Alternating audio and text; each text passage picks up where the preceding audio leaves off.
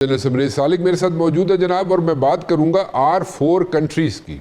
और ये 4 ममालिक सऊदी अरेबिया, टर्की, पाकिस्तान और इजिप्ट, इनकी मुलाकात होती है। और ये मुलाकात होती है जनाब 21 जून को ये मिलते हैं और वहाँ पे ये मुलाकात में फ़ैसला करने की कोशिश करते हैं।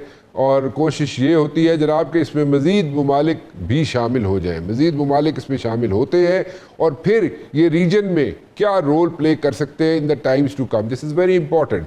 और वो रोल क्या होगा? क्या इनका उसी तरह का कोई एग्रीमेंट होगा जैसे पाकिस्तान का सऊदी अरेबिया के साथ है, और ये ममालिक भी एक दूसरे के साथ कोई ऐसा एग्रीमेंट करेंगे कि एक दूसरे को डिफेंड करना हो, या कुछ और? जनरल साहब से पूछिए। जनरल साहब, what do you think about this one? जी राना साहब, अस्सलाम वालेकुम, थैंक यू वेरी मच, आपने मुझे प्रोग्राम में लिया। देखिए, मैं ये कहना चाहूँगा कि इस जंग के बाद पहली दफ़ा ऐसा हुआ है कि ताकत के बलबूते के ऊपर मुस्लिम वर्ल्ड जो है वो उसमें मेरे नज़दीक मेरे ख्याल से जान पड़ी है। तो मेरे नज़दीक अभी तक जो R4 हैं, इसमें आगे जो शामिल हो सकते हैं ममालिक, इसमें ईरान शामिल हो सकता है, इसमें इंडोनेशिया शामिल हो सकता है, इसमें मलेशिया शामिल हो सकता है। और राना साहब, इसके 2 मेन पहलू होंगे। एक है इकोनॉमिक कोलैबोरेशन, ताकि ये मुस्लिम ममालिक आपस के साथ कोलैबोरेट करके अपने वसाइल को एक्सप्लॉइट करते हुए अपनी बेहतरी करें, ना कि बाहर वालों की बेहतरी करें। और दूसरा है सिक्योरिटी डोमेन, कि जिसमें आपने देखा कि मिडिल ईस्ट में अब जो अमेरिका है वो डीसीट हो रहा है, इसराइल जो है उसको बहुत खातर कामयाबी नहीं हुई। तो ये जो नई अभी नया सिक्योरिटी आर्किटेक्चर बन रहा है, इसमें आप देखेंगे कि मिडिल ईस्ट में जिनके के पास वसाइल हैं लेकिन मैन पावर और ताकत नहीं है, हमारे पास इन अ वे पैसा कम है लेकिन मैन पावर और ताकत है, तो जिसकी बेसिस के ऊपर हमारी आपस में बहुत खूबसूरत कोलैबोरेशन बनती है। और मिडिल ईस्ट का जो नया सिक्योरिटी आर्किटेक्चर होगा वो इंशाल्लाह ताला यही ममालिक लीड कर रहे होंगे। But at the very same time reality check is that there is no such thing as OIC. It's a toothless organization. One. Secondly, अगर ये सारे लोग इकट्ठे होते भी तो फिर भी एज सच, क्योंकि हर मुल्क का अपना इंटरेस्ट है, हर मुल्क अपना इंटरेस्ट वॉच करता है, और उनके कई मुस्लिम ममालिक ऐसे हैं जिनके इजराइल के साथ बहुत अच्छे ताल्लुकात हैं, उन्होंने इजराइल को तस्लीम किया हुआ है। सो दे हैव रिकग्नाइज्ड इसराइल। सो हर मुल्क जो है अपने इंटरेस्ट को सामने रखता है, और फिर उसके बाद वो रीजन में आके कोई अपने आप को असर्ट करने की बात करता है। इन दिस पर्टिकुलर केस ये जो R4 कंट्रीज़ है, जिसमें मज़ीद आपने कहा मलेशिया, इंडोनेशिया, ईरान भी शामिल हो सकता है, क्या ये ममालिक जो है, क्या आपके ख्याल में ये कोई टक्कर ले लेंगे जाके इजराइल के साथ या अमेरिका के साथ? Is it possible? मेरा नहीं ख्याल it's possible. I don't think so it's happening that they will go head on with America or Israel. नहीं राना साहब, हेड ऑन जाने की जरूरत भी नहीं है। लेकिन ये है कि जैसे मैंने जिक्र किया कि 73 में अगर हमारा ये हाल था कि हम यूनाइटेड थे, वहां पे जितने बड़े लीडर्स थे उस मूवमेंट के, उस वक्त जो समिट हुई थी, ऑल वर एलिमिनेटेड। जी, फैसल को शहीद करवा दिया गया, भुट्टो को रिमूव करवा, मतलब मैं सारों डिटेल्स में नहीं जाना चाहूंगा। उससे पहले मुस्लिम वर्ल्ड, जो मुस्लिम उम्मा है, जो मुस्लिम ममालिक हैं, उनकी जो यगानगत थी, उनकी unity was still better prominent than what it is today. So gradually ये जो कुछ एरोड हुआ है, इसकी वजह बेसिक ये है कि ना वो लीडरशिप रही, और इन ममालिक के इंटरेस्ट ऐसे क्रिएट कर दिए गए कि अभी जब जो जिसका आप जिक्र कर रहे हैं कि इजराइल के साथ उनके रवाबत है, उनका सारा कुछ है, उसके पीछे वीकनेस है, उसके पीछे ये नहीं है कोई नेशनल इंटरेस्ट है, उसके पीछे इस तरह के इंटरेस्ट हैं कि हुकूमतें कायम रहें, हुकूमत हमारी को कोई खतरा ना हो, यही कुछ क्रिएट किया गया। आपको पता होगा कि सऊदी अरेबिया को ये कहा गया था कि वाइल हम आपकी जो किंगडम है उसको कायम रखेंगे, आप जो ऑयल है वो डॉलर के अलावा किसी और करेंसी में नहीं बेचेंगे। ये agreement it is well known. So this is quid pro को। जैसे मैंने कहा शुरू में कि ये पहली दफा हुआ है कि ताकत के बलबूते के ऊपर ये इक्वेशन बदल रही है। इससे पहले इक्वेशन मास्टर्स और स्लेव्स वाली थी कि मास्टर को खुश करना है। अभी आपको पता होगा कि ट्रंप की जो विजिट हुई थी कुछ अर्सा पहले मिडिल ईस्ट में, उसमें क्या कुछ किया गया और किस तरीके से उनको खुश करने की कोशिश की गई। लेकिन ये पहली दफा हुआ है मुस्लिम हमारी रिसेंट हिस्ट्री में कि ताकत के बलबूते के ऊपर ये इक्वेशन रीड्रॉ हो रही है। तो जब आप देखेंगे कि जब ताकत के बलबूते पे होगा तो ऑटोमेटिकली इंटरेस्ट भी रीडिफाइन होंगे, कोशिशें भी रीडिफाइन होंगी, रिलेशनशिप भी रीडिफाइन होंगे, जो मेरा ख्याल है कि मेरी असेसमेंट में होगा। लेकिन ये मकसद ये नहीं है कि ये मुस्लिम वर्ल्ड यूनाइट होकर तो अमेरिका के साथ जो है ना वो गुथम गुथा हो जाएंगे, ऐसा नहीं है। लेकिन ये है कि ये मुस्लिम ममालिक अपने इंटरेस्ट को बेहतर तरीके से सर्व कर सकेंगे as compare to the past, कि जब ये जेट जो है वो बड़े जहाज दे के अमेरिका को और उसको खुश करने की कोशिश कर रहे थे। जन साहब देखिए, रियलिटी चेक ये है कि America is a sole super power, that is the reality, ठीक है। और इसके साथ साथ इसराइल की अगर हम बात करें तो Israel is power, is the power, ठीक है। ठीक है, अभी जो रिसेंट कॉन्फ्लिक्ट हुआ बिटवीन ईरान एंड अमेरिका, ठीक है, उसमें होप्स बहुत ज़्यादा पिन की हुई थी जीसीसी कंट्रीज़ ने अमेरिका के साथ। वो होप्स जो है वो नहीं फुलफिल हो सकी या उन एक्सपेक्टेशंस पर नहीं उतर सका अमेरिका, वो बात दुरुस्त है, सारी बातें ठीक है। लेकिन ये कहना कि ये सब ममालिक ट्रेड की हद तक, यस हो सकता है, और एक दूसरे के इंटरेस्ट वॉच करें, यस ये भी किसी हद तक मुमकिन है। बट ये कहा जाए कि एक दूसरे के साथ सिक्योरिटी के लिए खड़े हो जाएंगे, उस पर ज़रा आपकी मुझे इन डेप्थ इनपुट चाहिए होगी कि सपोजिटली कल को हार्ड टाइम्स फेस करने पड़ते इन R4 कंट्रीज़ या R10 कंट्रीज़ आइंदा आने वाले दिनों में बन जाती है या ज़्यादा बन जाती है फॉर दैट मैटर, तो वो उसमें फिर जो इंटरेस्ट होते हैं, इंडिविजुअल इंटरेस्ट होते हैं हर मुल्क के, हर स्टेट के, क्या उनको पीछे रख के और इसको प्रायोरिटी दी जाएगी इन एग्रीमेंट्स को या इस कमिटमेंट को R4 कंट्रीज़ के दरमियान जो होगी? तब देखिए, अभी दोनों स्कूल्स ऑफ थॉट है। एक वो है जो आप कह रहे हैं कि अमेरिका इस वक्त सोल सुपर पावर है, इसराइल भी एक बहुत बड़ी ताकत है। लेकिन एक अल्टरनेट व्यू भी है कि दुनिया जो है वो मल्टीपोलर वर्ल्ड में कन्वर्ट हो चुकी है, ट्रांजिशन नहीं कर रही बल्कि हो चुकी है। और मेरे नज़दीक 25 और 26 की जो 3 जंगें हुई हैं, एक पाकिस्तान इंडिया के दरमियान, एक ईरान और इसराइल के दरमियान, और ये वाली जो 26 वाली जंग हुआ है, इसने ओवरऑल ग्लोबल इक्वेशन को बहुत सीरियसली डेंट डाला है। अमेरिका जो है वो, कोई शक नहीं कि इस वक्त भी एक बहुत बड़ी ताकत है, लेकिन उनके चैलेंजेस भी बहुत स्पीडली माउंट हो रहे हैं। इस जंग में क्या कुछ सोच सकता था कि इतना छोटा मुल्क जिसके पास ना नेवी है, ना उसके पास एयरफोर्स है, ना उसके पास स्टेल्थ टेक्नोलॉजी है, ना उसके पास super quality best in the world air defence systems हैं, लेकिन वो सारा कुछ ना होते हुए भी मिसाइल्स और ड्रोन्स की मदद से उसने उनको जो है ना उनको नाको चने चबवा दिए। कोई भी नहीं सोच सकता था सर। लेकिन मैं आपको थोड़ा सा इंटरप्ट कर रहा हूँ, आप क्योंकि आपका ताल्लुक जो है फौज में से रहा है, और देखिए यहाँ पे तो कॉस्ट पे बात चली गई थी ना, कॉस्ट किसकी, मिलिट्री हार्डवेयर की कॉस्ट किसकी ज़्यादा पड़ी?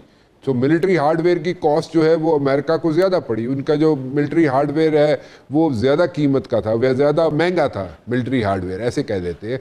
और जहाँ पे इनकी बात है, अगर ईरान की बात की जाए तो वही चीज़ें इनको कॉस्ट बहुत कम कीमत पे पड़ती थी, तो इसलिए उनकी जो कॉस्ट ऑफ वॉर है अमेरिका की वो ज़्यादा हो गई, जिसकी वजह से उनको फाइनेंशियल बर्डन पड़ा, उनको कांग्रेस के पास जाना पड़ा दोबारा, क्योंकि एक प्रेसिडेंट जो है वो 60 दिन तक एक वॉर में शामिल हो सकता है या शुरू करने के बाद उसको जारी रख सकता है, 60 दिन के बाद उसको कांग्रेस में जाना पड़ता है। So in this particular case उसको दोबारा जाना पड़ा and they said gee it's all over, क्योंकि कॉस्ट ज़्यादा हो गई थी, यहाँ पे कॉस्ट कम थी। सो इसीलिए मेरा ख्याल है आइंदा आने वाले दिनों में कॉस्ट को, वॉर के कॉस्ट को कम करने के लिए या मिलिट्री हार्डवेयर की कॉस्ट को कम करने के लिए शायद इजराइल भी जो है वो मैन्युफैक्चरिंग शुरू करवा दे इंडिया से किसी न किसी सूरत में मिलिट्री हार्डवेयर की, कि वहाँ पे कॉस्ट जो है उसको शायद कम पड़े। सो इस तरह कॉस्ट बढ़ गई थी ना सर, तो वो अगर कॉस्ट बढ़ गई थी उसको मिलिट्री हार्डवेयर की, तो वो कॉस्ट से उसको बर्डन या हीट फेस करनी पड़ी अमेरिका को। Don't you think so? नहीं, देखिए बात यह है कि कॉस्ट बढ़ नहीं गई थी बल्कि कॉस्ट बढ़ाई गई थी। अच्छा, यही स्ट्रेटेजी थी इरानियंस की कि बहुत इनएक्सपेंसिव सस्ते सिस्टम से उनके रिस्पॉन्सेज इतने महंगे लगवाए जाएं कि कॉस्ट ऑफ वॉर उनके लिए अनबेरेबल हो जाए। अब इसके अलावा अल्टरनेटली आप देखें, उनके पास एयरक्राफ्ट कैरियर्स हैं टू असर्ट देयर पावर। उनके अपने एडमिरल कह रहे हैं कि अब जब के एयरक्राफ्ट कैरियर इस रीजन में जाएगा तो उसे अपनी कीमत देने के लिए तैयार होना चाहिए। सो दैट मीन्स कि वो सुप्रीमेसी गॉन, सेकंड उनके पास F-35 स्टेल्थ एयरक्राफ्ट, वो सारे के सारे शूट डाउन हुए, वो भी सुप्रीमेसी गॉन। स्टेल्थ टेक्नोलॉजी, दुनिया का बेस्ट जहाज, वो भी शूट डाउन हो गया, वो भी सुप्रीमेसी गॉन। दुनिया के बेस्ट एयर डिफेंस सिस्टम्स।